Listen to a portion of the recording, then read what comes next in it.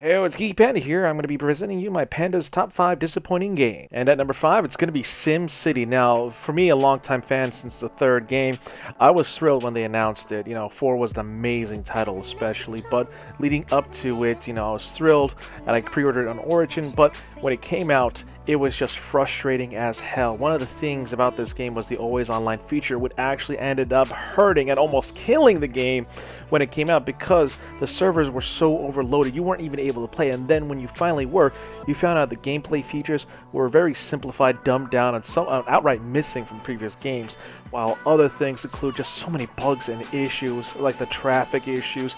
It just did not work, which forced EA to make a huge apology, promising patches to fix it, and giving us a free game in the meantime.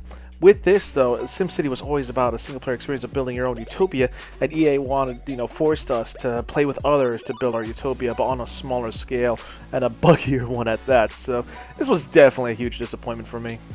At number 4, it's going to be Battleborn. Now, Gearbox definitely was hyping up this game a lot, promising a shooter with MOBA multiplayer elements. Now, at face first, the game actually looked pretty fun. It had its own art style. It looked good, especially the intro scene, but when it came out, it just felt lackluster as far as minimal content. There were characters that you can unlock, but did you really want to at this point? The campaign, again, it was there, but that was about it. The multiplayer basically was reusing a lot of the campaign, so there wasn't much difference with it. It was just a multiplayer game to play, basically, but at a $60 price point, I actually regretted it. I even bought it digitally on the Xbox, and I wish I could have bought it physically so I could trade it in and cut my losses. But, Gearbox, you definitely screwed up on this one. Now, number 3, it's going to be Halo 5, and I know you're wondering, why Halo 5? To me, personally, as a longtime Halo fan since the beginning, Halo 5 is the farthest thing away from the actual Halo series. It didn't feel like a true Halo game.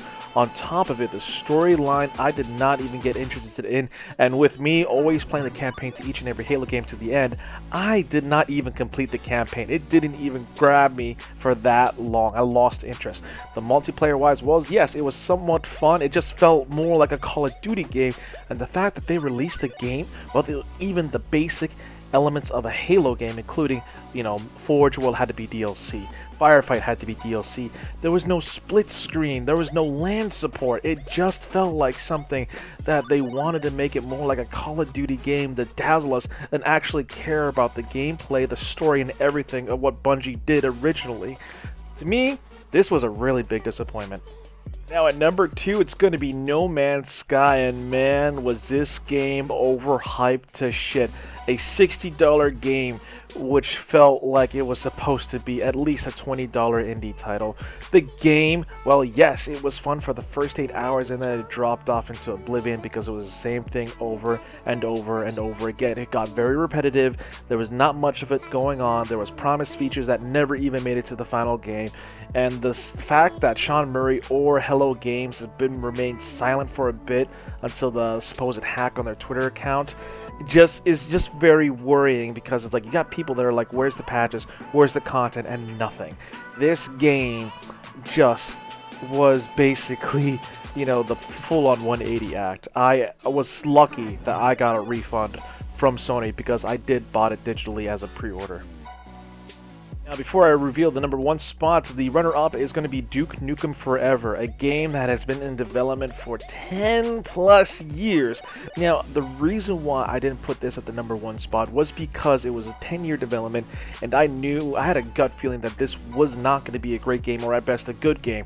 This game was okay. It had, basic gameplay elements. It's just Gearbox basically picked up the tab and says, we're going to finish it and release it so the people can actually play the game.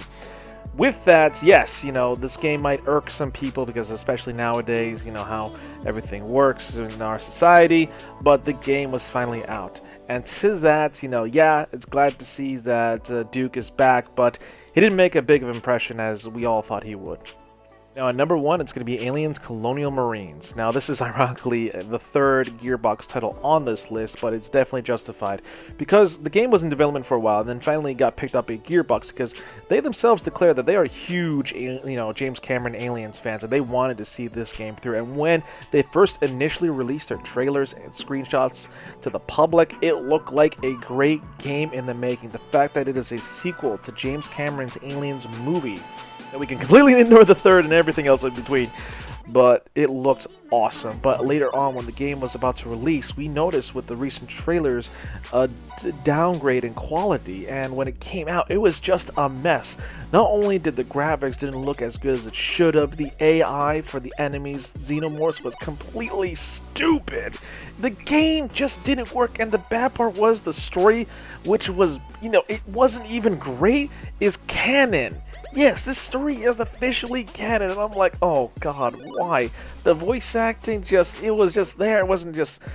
Everything that was involved in this did not work, and the fact that there were accusations that Gearbox derived not only funds and manpower to finish Borderlands 2 from Aliens Colonial Marines and then pass it off to a third party, it definitely showed with the game's final release. This was just, as an Aliens fan, this was just a huge disappointment. And if you are a shooter fan of sci-fi or anything like that, please avoid this game. It is not worth playing or spending your time on. And with that, folks, thank you for enjoying my videos. Don't forget to like and to subscribe, and stay tuned for my next top 5 video.